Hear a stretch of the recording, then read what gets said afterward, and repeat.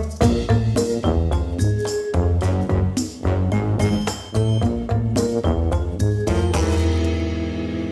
everybody, Zee Garcia here. Today I'm taking a look at Gold West 2nd edition. So the original edition here of Gold West came out almost a decade ago, and in fact I reviewed it here on the channel about 8 years ago. You can go and check that out if you want to. Well, the game's been out of print, it's back in print now in this 2nd edition with a new look, a new box size, and a couple of brand new ideas thrown into it. Some small things. It's mostly the same game. And in fact, if you already know the original game, what I recommend to you is go check out my comparison video that came out at the same time as this. You can see them side by side. I'll show you the look of both and mention a couple of things I found, okay? If you don't know anything about the game or you still want to see the whole review, this is where you want to be. Let's go to the table. Here we're going to be jumping into a 4-player game already in progress, a few turns in, and we're taking a look at 1 player right here. I've also gone ahead and added the optional module with water into it. So you'll see that there's a water symbol over here in this little area called the Boomtown, and I have a water droplet on my board here. There's a few other things that show those water symbols. If you were playing without that, this would be flipped over to show a different side, and then the water symbols simply wouldn't be in play. So on my turn, I'm going to be following these steps down here to begin with. So the first thing I do is I activate my supply track. The way that works is I pick any one of these buckets, basically, and I am going to grab everything in it and work my way up, leaving one thing in each bucket until everything I have left comes out of the top, and that's what I have available to me for the round. So for example, if I picked this bucket here, I would take this one thing, leave it there, keep going, and I have nothing for the round, which is valid. Or I could pick this bucket right here, and I am going to pick it all up. I'm going to then leave things off. I would drop off the water, I would drop off this stone, and then everything else comes out at the top. So it's a bit like Mancala, with you picking everything up and then dropping one off at a time. So this is what I have for my turn. The next step here says use metals, and in this game there are 3 types of metals, these symbols right here. So I've got some right here. I have 3 of the same there, and I can use them towards a variety of things. So I can go to the Boomtown, and if I spend 2 metals, I can place one of these pieces on that location, and I have a boon for the end of the game. I have some sort of scoring condition, most likely. So for example, because of the ones I have are these silver ones, I could take the 2 that intercept that silver, which is water, actually. So I could do that. I could spend both of these, put one of my tokens there, and gain that ability, all right? I could also go up there for the shipment and spend my metal and move ahead on those tracks. As I pass specific locations, I get bonuses. Crossing this line gets me 2 points. Getting to one of these gets me a token. Getting to there gets me water. And again, this normally would just be 3 points, but playing with water, you put this here. Getting all the way up there is going to give me a whole bunch of points, all right? So that's the second option for metal. And then lastly, I can go to the investments, which are these right here. And if I cash in the resources, say I had 4 copper there, I could take this card, get 8 points, and if I'm the first one to do any of these, I also get the highest bonus right there. And they go down as players complete these. They have different rewards, different combinations that are necessary to score them. So for me, I'm going to go ahead and do this. I'm going to spend these 2. And I'm going to place one of my tokens right here like I explained. I got a water for that. And I'm going to put this anywhere in one of my buckets. I'm going to put it up here. And then I'm going to spend the other one, and I'm going to move up my stagecoach up there. So that's the middle track. So I grab my color, and I'm going to move it up. There we go, something like that, ideally without knocking everything over. So there we go. That's it for my metals. And then we go to the next step here, which is build or loot. So I have 1 stone left. I'll be able to build, and I'm going to select any one tile that is face up, and I'm going to build a tent there, one of these little tents, all right? I could build for 1 stone or for 1 wood. I could build a tent. If I had 1 stone and 1 wood, I would actually be able to build a cabin, which is one of these. with a tent on top. Looks like a little cabin like so, and it's going to be worth more to me, okay? But I only have the stone, so I'll go ahead and do that. Cash in my stone there, pick some location, and take what's there. So I'll do that. And with that done, then I need to do a couple of upkeep things. So everything that's on the tile I just took, I'm going to get and put into one of these buckets. So let's see, I've got some copper, I have some wood, and I have some stone. There we go. So with these things, I'm going to go ahead and drop them off now into one of these buckets. Now, the higher the bucket, the more victory points I'm going to get right now. But the later I'll be getting these things because of the way they come out. If I put them all here in the very first bucket, they give me no points right now, but I'll have them all whenever I want to. They just move all up. But I'm going to put them up here because I get 3 victory points, and what water does in the game, if you choose to play with it, is whenever you add something to a bucket, you are going to get a number of victory points equal to however much water is in there. So I could have, when I took this water from the center, I could have put it there, and now I could drop everything in there and get 1, 2, 3 victory points. Let's go with that, okay? I'm going to move myself up 3, like so, and then this token is going to get flipped over, and I'm going to put it on the corresponding track here for some bonuses, majorities, basically, at the end of the game. If it had been a cabin, then that's what happened here, where instead of placing it on the next empty space, I actually skip one.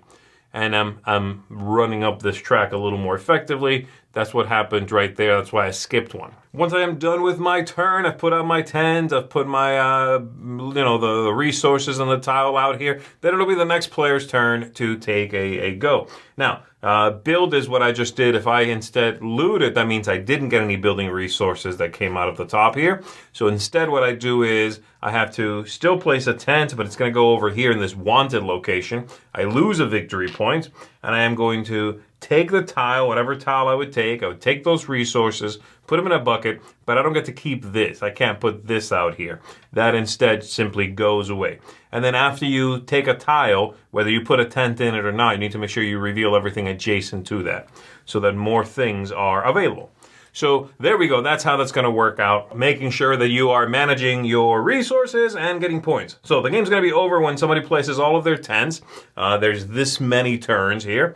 And then you're going to do some end game scoring. So you're going to be getting, at the end of the game, players are going to get 2 victory points per building in their largest contiguous group out here. So 2, 4, 6, 8, for example. You're also getting points for being the one who has the most, or you got the highest up on this track, for each of the 4 different types. You're going to be losing some points for being over here on the wanted space. Whoever has the most, so for even just putting it in here, you already lost a point. But whoever has the most in there is going to lose a point per tent again, and the second most, 1 point for every 2 tents. All right, so you're going to be taking a penalty if you do that too much. You're also going to be scoring, of course, all of the tokens you've taken throughout the game, all of the different abilities on there, the points here, and these points that you've crossed. All right, the water, if you're playing with it, if you've got any left, it's going to score wherever it's sitting, whichever bucket it's in.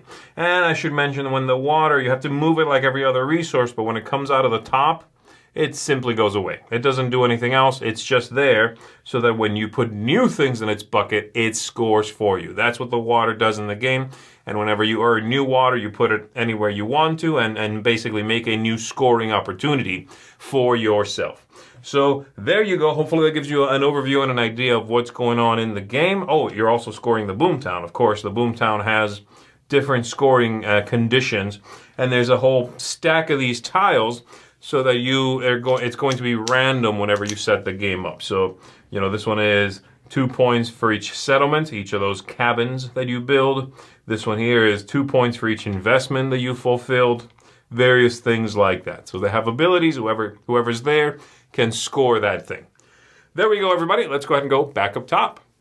I think the biggest negative I can put forth for Gold West here is that the game is kind of dry, and the gameplay doesn't have particularly high highs and low lows. It sort of moves along at a nice clip, but it is very much down the middle of the road. And that's it, because everything else I really do enjoy in this game. I think it is a game that if you're not looking for that sort of stand-up excitement, you might very much enjoy. Yes, the game is subtle. Yes, the game is simple in many ways. But what it brings to the table is a plethora of micro decisions that add up to a very interesting game. The gears within gears feeling of the game is captivating to me. I enjoy that idea of it matters what I take on the board, where I take it from, those things I took, where I put them, the points I get from that, how slowly or quickly I'll get those things back into my pool, and so on and so on. Cycle it back in. I think the water module and having the droplet of water or multiples of them and giving you extra points for going in there is fine. It is very small.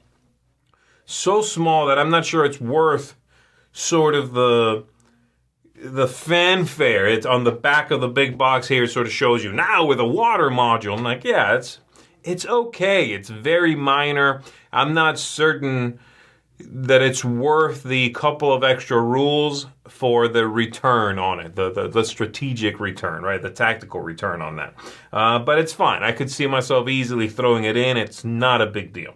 The choices in the game, the things you are doing, and the way the game evolves, I very much enjoy. I like that the boom town is going to be different every time you play the game. You change it around, you move it around.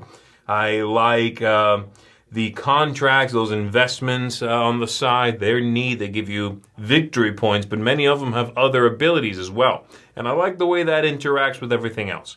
The original game and the strategic decisions in it, the tactical nature of it, is really pretty much the same thing. This second edition, I'll put it this way. There's lots of second editions that I think are way more different than Gold West second edition here is from Gold West.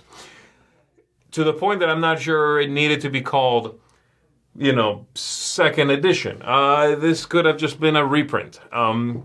But that's neither here nor there. It doesn't really matter, considering I like the game quite a bit, and they did not mess it up or change what I was expecting. So I'm happy with that.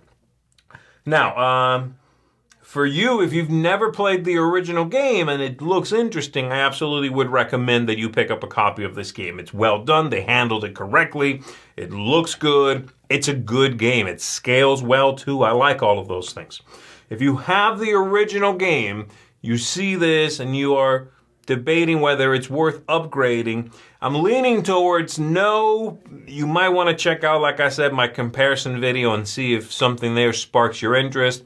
If maybe one of the two seems to be the clear winner for you. But I would say this is for folks that don't have the first one. This is not the kind of second edition that would prompt an upgrade. That's my gut reaction to that. Having said all that, I'm scoring this one. I'm coming down at an 8 out of 10. It is getting a seal of approval from me. I think it's a fun game, and it harkens back to when Euro games tended to be a little simpler, a little more straightforward, without robbing you of the tactical interest, the little, like I said, gears within gears, but not too much overhead. Not a lot of sort of things you might forget along the way. This is straightforward, clean. You could play this with lots of different game groups. And I think you're going to have a good time with it, trying to, eke out a few victory points and try to come out ahead.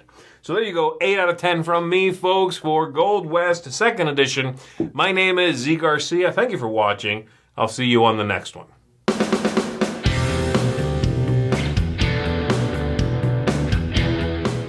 Hey everybody, thanks for watching another video from the Dice Tower. Hey, you want to learn more about us, communicate with us? We have a Facebook group, we have a Discord channel, lots of different ways to get involved with the Dice Tower. You can find that in our Linktree link below. So just click that, it will take you, and you can communicate with us on Facebook, join our Facebook groups. There's lots of cool things that you can find and become part of the Dice Tower. Thanks so much for watching. I'm Tom Vasel.